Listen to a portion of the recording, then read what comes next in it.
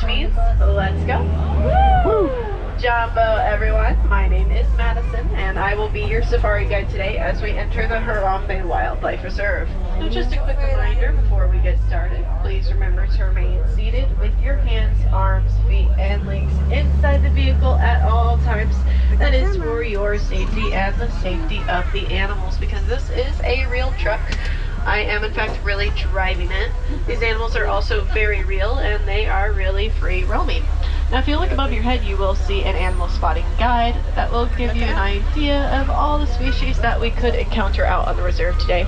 Now I cannot guarantee that we will see all of them just because of migration patterns and sleeping habits, but we do usually have some pretty good luck in seeing most of them. Now we are beginning our journey here in the Little Ituri Forest. The Ituri Forest is known for species that use camouflage as a means of protection. So they are sometimes a little bit shyer, sometimes a little bit harder to spot, but we will do our best. I do know of at least a couple of species that are sometimes a little bit easier to spot, like the okapi that's over here on the right hand side. Now the okapi is one of the rarer species that you will see today. It is actually not known how many of them are left in the world because of how reclusive they are in their natural environment. In fact, they are so reclusive that at one point they were thought to not actually exist. They were seen as an urban legend. And that's because no one in the Western world saw one until about the 1900s. Those stripes on their legs are also a bit misleading. They are not related to the zebra like a lot of people think. They're actually more closely related to the giraffe, and we can tell by the shape of their skull and their long prehensile tongue. Now up on the ridge on the right hand side there is another species, the greater kudu. The greater kudu is one of the tallest antelope species here in the forest. They are about 55 inches just at their shoulders alone. Now that was a female, and we can tell because she doesn't have horns. Only the males have horns that spiral upwards at about 6 feet in length. An animal that does have horns though is of course the rhino over here on the left hand side. Now this is a black rhino. You can tell a black rhino from a white rhino, not because of their coloration. They are in fact both gray. It is actually their upper lips that give it away. The black rhino has a pointed and prehensile upper lip, while the white rhino has a flat and wide upper lip. Both of those lips are to help with their respective grazing patterns. Now over here on the right hand side are the ghosts of the forest, the bongos. They get the nickname the ghosts of the forest because of how good they are at camouflage. When they are trying to hide, they are nearly impossible to find. Those reddish brown coats really do help them blend into the surrounding foliage by mimicking the way the sunlight falls on the trees. And then of course, over here on the left hand side is another species, that large black and white bird that's all the way at the top of the hill. There is a saddle-billed stork. The saddle-billed stork does get its name for the yellow shield that is on its bill that looks like a saddle. Now she was far away so it's hard to tell, but she is 5 feet tall and she has a 9-foot wingspan. That wingspan is about the same width as the canvas above your heads for a reference. But we are now continuing on. We are now headed up and along the Safi River.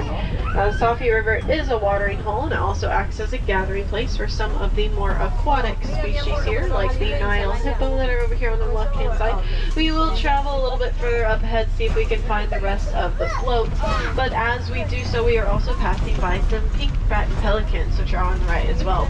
Pink-backed pelicans get their name for a pink color that they turn during their mating season. Now, that mating season does happen in the springtime, so there are a couple of months they have to go before they will actually start developing those colors. Now over here on the left hand side are of course the Nile hippo. We have found the bloats. Now Nile hippo are very aquatic. They will spend most of their time staying as submerged in the water as possible. They can actually hold their breath for up to 8 minutes at a time.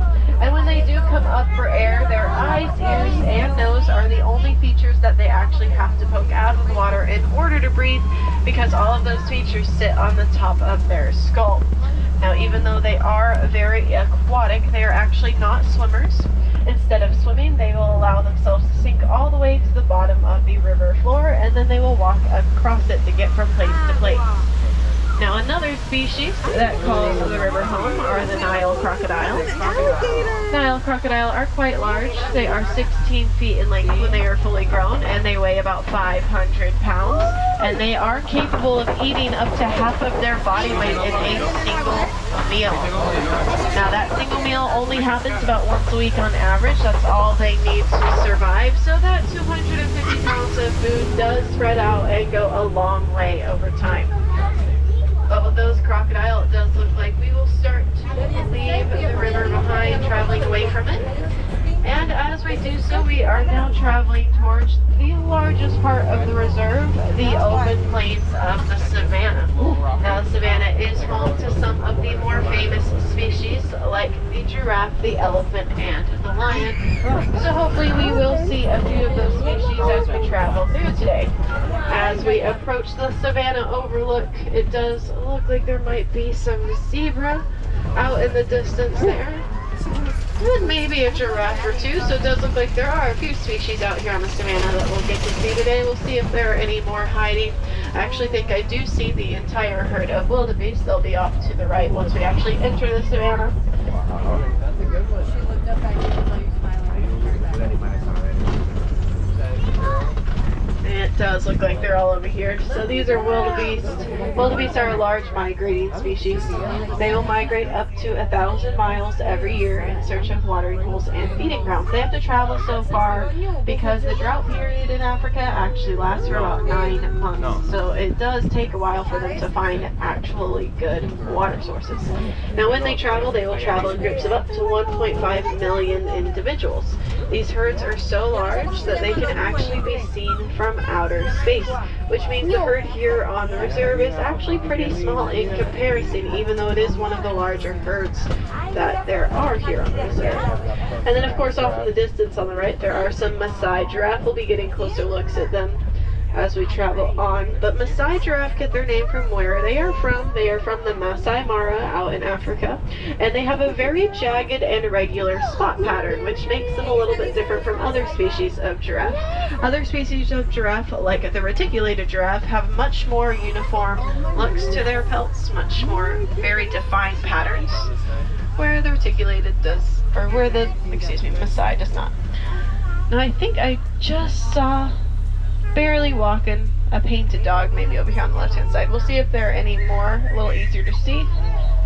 But painted dogs do get their name for the color of their pelts. It literally looks like someone has painted over them with a paintbrush, and they are some of the most successful hunters in the world, with a 90% success rate on any hunt they go on. In fact, it does look like they are over here over to the right hand side of their cave. The doggies? And we will be continuing on now because there are a couple more species over here that we can say hello to.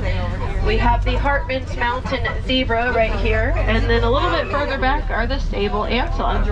Now just like the painted dog, the sable antelope are named for the color of their pelt, and they are led by a dominant male and female pairing. The Hartman's Mountain Zebra is the smallest of the 3 zebra species, and you can't tell them apart from the other 2 because of an extra flap of skin underneath their neck called a dewlap. That dewlap does aid in blood circulation to keep the zebra cool in the hotter parts of the day. Now it does look like we have stumbled into the beginnings of the tower. A tower is what we call a group of giraffes, and that's because of their height. They're the tallest animal in the world, standing between 18 and 20 feet tall when fully grown, and being about 6 feet tall when they're first born, which means a newborn giraffe is already taller than the average human. And giraffe will do one thing all day, every day, and that is, of course, eat. They will spend 16 to 20 hours of their day doing so, and they will graze from the tallest branches of the trees that surround their homes. They're able to reach these branches thanks to their tongue. Their tongue is 18 inches in length, so there is an inch of tongue for every foot of giraffe. It also means that their tongue is long enough that they can actually lick their own eyeballs. does look like there is another zebra over here on the right hand side, along with some springbok. They are kind of spread out all throughout the hillside up ahead, but they are the small tan and white individuals. Springbok are the smallest antelope species here on the reserve, and the eland is the largest. The eland is the tall tan antelope that's passing us by on the right as well. So springbok get their name because they can jump 6 feet straight up into the air from a standing position. And the eland, the male specifically, is about 2,000 pounds and fully grown. The males are also quite funny. When they are trying to attract a mate, they will travel through thick underbrush and allow vines, leaves, and other things to get tangled up into their horns to create small flower crown-like structures. They will then show these structures off to the ladies in an attempt to woo them, and it does usually work, but if it doesn't, the female will show her rejection, and she will show her rejection by ripping the flower crown off of the male's head. Now it does look like we are coming to the edges of the forest, or to the forest. So we will be traveling into the forest and into what looks like elephant territory, because we are passing down a broken tree here on the right hand side. That's a good indicator that an elephant has migrated through here, because they do act a lot like bulldozers, and they will knock over older and dead trees that get in their way while they're migrating. And in doing so, they actually help their environment because they create space for newer and healthier trees to grow. It does look like there is actually an African bull elephant over here on the right hand side, just as we're entering elephant territory. And it also looks like there are some mandrills over here on the left hand side. Mandrills are the largest species of monkey in the world, with the males being about 100 pounds when fully grown. Now we know this is a male elephant because he is alone. Male elephants are very solitary, so once they reach maturity,